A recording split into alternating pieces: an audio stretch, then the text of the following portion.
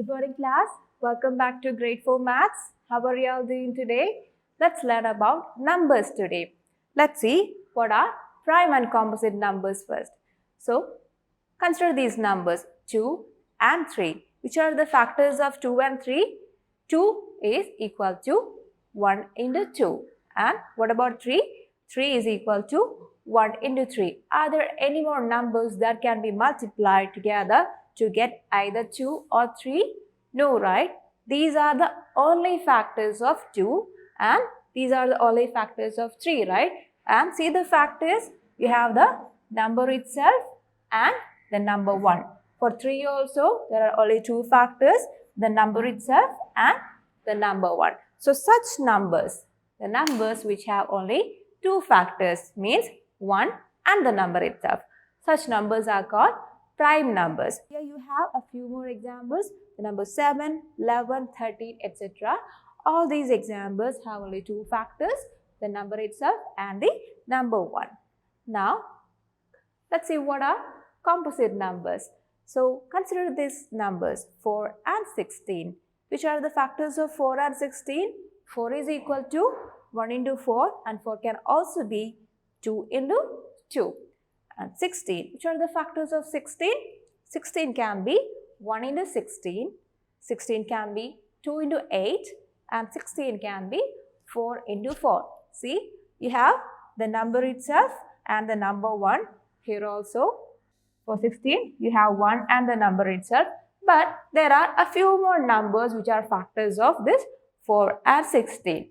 See, so such numbers, the numbers which have more than 2 factors are called composite numbers, like 4 and 16. Now here you have a few more examples, 6, 8, 9, 10, etc.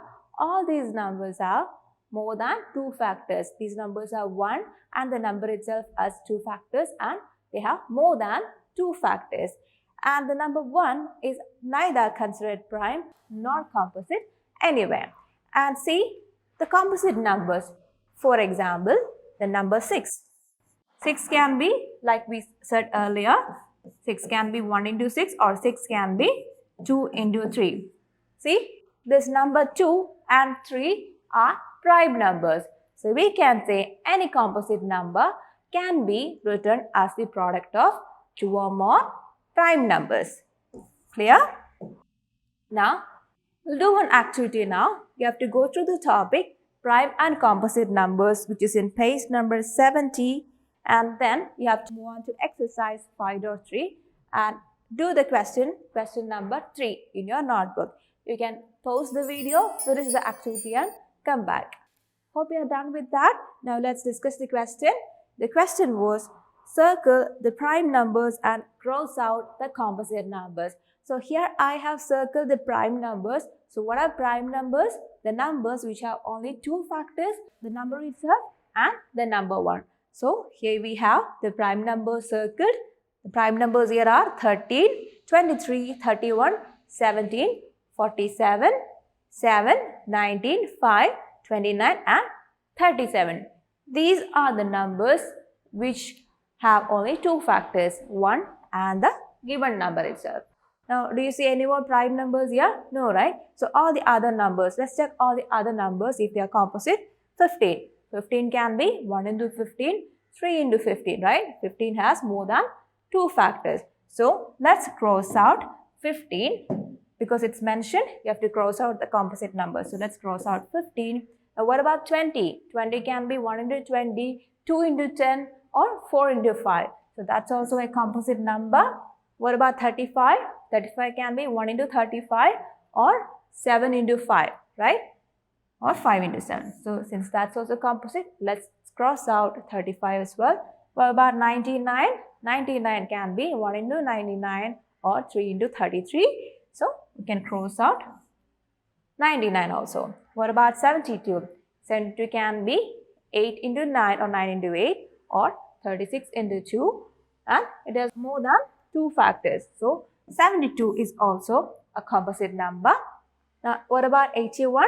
81 can be 1 into 81, 9 into 9. It has more than 2 factors anyway. So, let's cross out 81 as well. 64, 1 into 64, 2 into 30, 8 into 8, there's more than 2 factors. So it's a composite number. Let's cross out that one. What about 58? 1 into 58 or 2 into 29, it has more than 2 factors. So here the composite numbers we have crossed out. So I hope your answer is correct.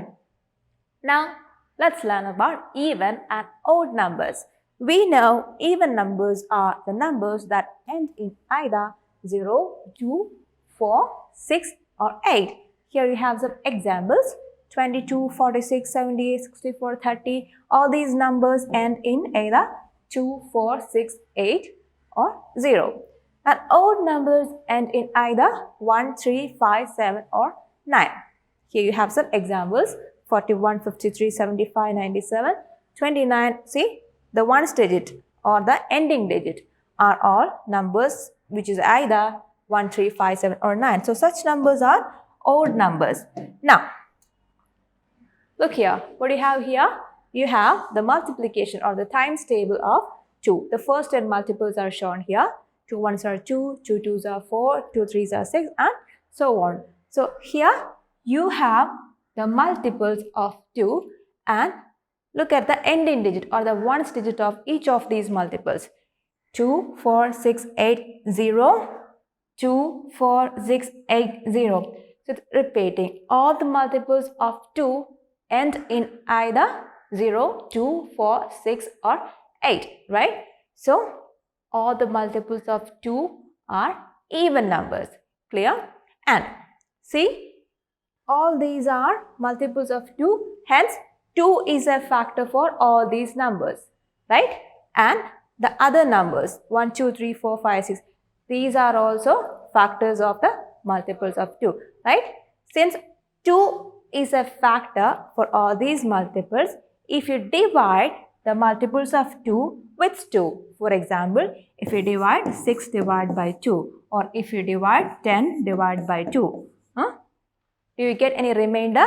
All these are completely divisible by 2. There will not be any remainder. The remainder will be 0, right? Since all these numbers are multiples of 2, 2 will be a factor which will divide the given numbers completely without a remainder. And we know all the multiples of 2 are even numbers. So, we can say in general, if a number leaves no remainder when divided by 2, means if a number is completely divisible by 2, then it will be an even number. Clear? Let's do one question now. Check if 52 is even or odd. How do we check that? If 52 is even, it will be a multiple of 2 and hence it will be completely divisible by 2. Means it will not give you a remainder. The remainder will be 0, right? So let's divide 52 by 2 to check if it is even or odd. How do you do the division? You write the number here. You have the dividend here and you write the divisor here outside. And let's see how many 2's will go in 5. Let's consider the first digit. Since we are dividing with the 1 digit, let's consider the first digit itself. So 5 divided by 2, how many 2's will go in 5? 2 2's are 4. So let's write it here and let's do the subtraction. What is 5 minus 4? It is 1. Now let's bring down the next digit 2 here. Here we have 12 now. Now the dividend is 12. Let's divide 12 by 2. How many 2's are there in 12? 2 6's are 12. So let's write that 6 here. 6 into 2 is equal to 12. Let's do the subtraction and see. Do we have a remainder? The remainder is 0. 52 is completely divisible by 2, means there is no remainder. And hence we can conclude, since there is no remainder, this 52 is completely divisible by 2 and hence it is an even number. Now, let's do one more question. Check if 63 is even or odd. If it is even, it will be completely divisible by 2 without any remainder, right? So let's divide the 63 by 2. Let's consider the first digit 6. Now 6 divided by 2, how much? 3, right? 3 2's are 6. Let's do the subtraction, bringing the next digit down. We have 3. 3 divided by 2. How many 2's will go in 3? 1, right? So 2 1's are 2 and We do the subtraction and we have a remainder 1. No more digits to bring down and 1 is not divisible by 2 as well. So here we have a remainder 1, right? And the quotient is 31. And since we have a remainder 1, the number 63 is not completely divisible by 2, right? Means what? It is not an even number. If it is not even, it should be an odd number, right? So in general, we can say if a number leaves a remainder when divided by 2, it is an odd number. I hope you are clear with this. Now, you have to go through the topic even and odd numbers in your textbook, which is in page number 71. Then, you have to do the question number 2, 4, 5 and 6 of exercise 5.3. And below the heading even and odd numbers, below that topic, you can see this box with a few questions. Go through that as well and do accordingly. So that's all for today. We will meet in the next class with a new topic. Until then, bye.